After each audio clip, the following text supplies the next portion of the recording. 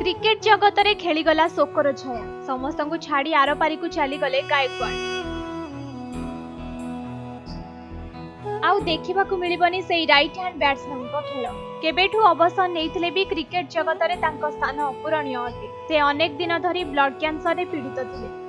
London ने जाई चिकित्सा करी फेरिथिले। एही समय बीसीसीआई मध्य सहायता स्वरूप 1 कोटी घोषणा करथिला। सुस्थ होई घर को आसीथिले से मात्र गतकाली तांकर देहांत होइछि।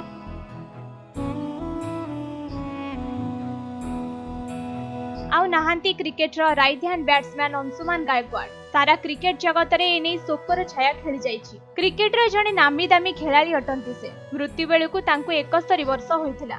आसंतो से क्रिकेटर का खेल जीवनी विषय रे जानिबा।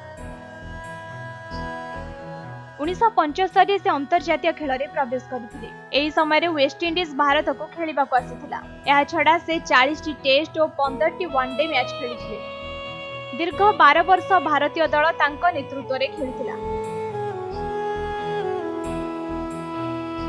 टेस्ट रे तांकर सबुठारु भल प्रदर्शन से करथिले। एथिरे गोटिए थर द्विशतक 2टी शतक और 10टी अर्धशतक मारिथिले। टेस्ट खेल रे सबुठारु धीमा स्कोर करी से एक रेकर्ड करथिले। 1982 मसिया पाकिस्तान विपक्ष मैच रे 671 मिनिट रे 201 रन करथिले। एहा तांको टेस्ट कैरियर सबुठारु लंबा स्कोर थिला।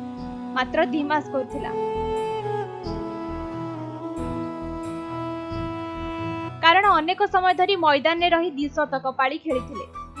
क्रिकेट जगत अवसर नेबा परे 2 थर भारतीय दलर प्रशिक्षक भावे नियुक्ति होइथिले। एही भली थिला तांको क्रिकेट जीवनर किछि मुहूर्त।